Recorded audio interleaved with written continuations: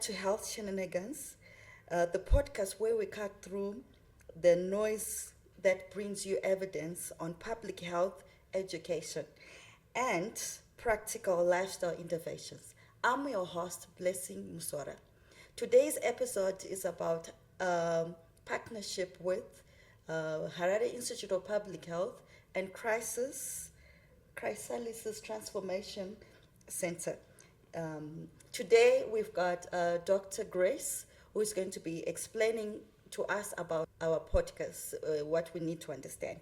So, if you're feeling fatigued and struggling with weight or worried about chronic diseases, today's topic is the missing piece that we have today.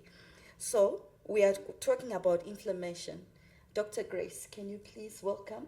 Can you please explain to us about what inflammation is and what we need to understand? Thank you very much, Ms. B.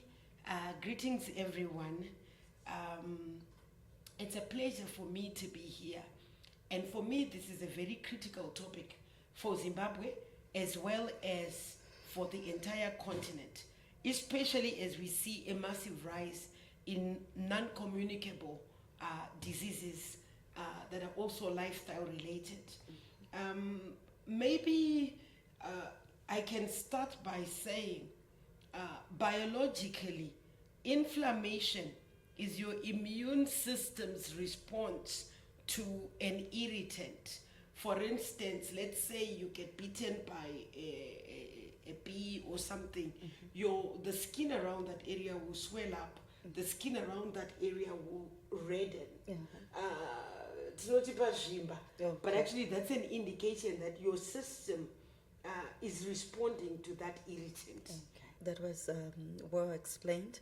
And from what you have just explained, we also want to understand when we talk of weight loss, how does that work together in terms of we find ourselves in a situation where we've got weight like matumbu, where people describe we've got big bellies.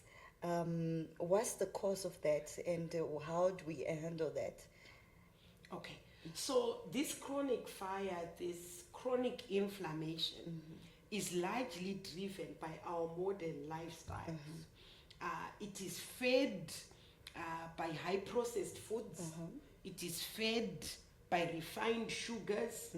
It is fed by industrial seed oils like soybean oil, like maize seed oil, like cotton seed oils. Please don't end up feeling like I'm attacking your pant. Okay. Yeah, because for me, I don't use any more cotton seed oil, all these oils, because they have issues. So one of the biggest drivers of inflammation is what we call visceral adiposity, which is really the dangerous belly fat that wraps around your organs. It's around your liver, it's around your heart, it's around your kidneys. So in most cases, you end up with a protruding tummy. And that's not good. I know we want to celebrate it. We say idumbure mari. Yes. But also idumbure rufu. Yes. And I think we need to start changing the language so that we conscientize people. Yes. Idumbu rinogona kukonzera cancer. Idumbu rinogona kurera diabetes. Idumbu rinogona kurera hypertension. Idumbu rinogona kurera all these things that at the end can really cause a lot of complex diseases. Maybe let me just also add, Kuti, like with erectile dysfunction, it is often considered the early warning sign of systemic vascular inflammation. Blood vessels, many inflammation, it is systemic. If the tiny vessels are inflamed and blocked, blood flow is restricted. Remember, Kuti, for the ubaba uyoyo kuti when pave erection, it's just blood flow that is going to that organ. but kana risakwanise kuwana enough blood flow because pane ma-blockages then patone dambudziko moto wadziva. Well explained, Doc. Like you have explained, when we talk of cell biology and zombie cells, what we mean by those? What are those? Okay. So, to understand that, we need to begin to look at this at a cellular level. Yes. And it knows Zoti Munu is made up of millions and millions and millions of cells.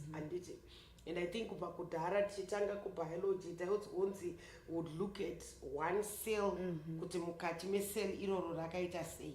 So if one cell gets damaged by inflammation, they are supposed to die off. Because remember, your body is constantly replacing cells. Cells are dying. And akakura akashika and this is the 28 days unengochi one of my cells manyowana. But now cell really rato damaged rinofana kutrichifa but roregedza kufa manje. Yeah. So those that don't die off, they become what we call zombie cells. Kana kuti what we call senescent cells. We're just talking about my cells. Angatifanirwa kufa but akaregedza kufa. But because angatifanirwa kufa aregedza kufa, they don't function normally. Ndopane dambudziko. Achigarakadaro achiramba achishanda mashandirwo angachita. But remember that are damaged. Yes. Just like iwe ukakuvara gumbo rikanyatsokuvara handinongochigamina. Yes. So iseu riri kugamina ranga ichifanirwa kuti richiitwa lay off, but iro riri kuramba richiita basa, but because riri kugamina richashanda effective. Saka patone dambudziko, saka harichakwanisa kuproducer energy, and instead rakucreate yatinoti toxic metabolites. Ma-metabolites, ma-products emetabolism, but akuya ari toxic aniti, and aku poisona my healthy cells, because when we say if we are looking at an organ or a particular area, my cells are kawanda kabatana. So one really right fan go kufa regeza kufa, but para regeza kufa because it didn't die. Yes. It's continuing to work. It's producing toxic metabolites, but it's now affecting the cells around it. So how do we treat this? We have these zombies that you are explaining and how they become, they fix in our gut. So how best can we treat? The most powerful evidence-based lifestyle intervention to treat inflammation and all these things, my zombies, so cells and stuff like that, is a 5 to 7 day water fast. Okay. Done once a year or at least every quarter, which is like every 3 months. You just take 7 days, 5 days, where you just go on a water only fast. You don't eat anything. So Dr. Thomas Seyfried, he's a top cancer professor, a research professor at Boston College. He wrote the book Cancer as a Metabolic Diseases. And can you imagine, in most cases, I don't believe it is cancer is a metabolic disease. We didn't realize that it's something that we can attack. Name a lifestyle changes. We didn't realize it's something that we can actually cancer-proof your body. And he says you cancer-proof your body with a 7 day water fast. And he says that's the number one thing. In fact, if in the US now, there are cancer centers where they will take you, whether you, and this is something that we are doing now at Chrysalis, where we have executive packages where we can take an executive and we help you to go through, we actually have an executive wing at our rehabilitation center where we can actually now take you and you take an executive or anyone and we put them in that executive place and they go through what we call a medically monitored water fast. because it's yes, yeah, that's a long time. Yes, yeah, it's a long time. And also maybe when you're just starting in something that you haven't done, yes, you can actually do that, and it can actually help. Saka, we need to change. Our culture needs to change. We need this. Who said we need gomore sats? Yes. Who said we need gomore rice? I'm still alive. Since then, I went to do a lecture at Harare Institute of Technology. I only had a cup of coffee. I don't put sugar in my coffee. I don't put milk because milk has hidden sugars. I put fresh cream. I've changed my source of energy largely from carbohydrates to fat. Okay, interesting. Today we have learned a lot.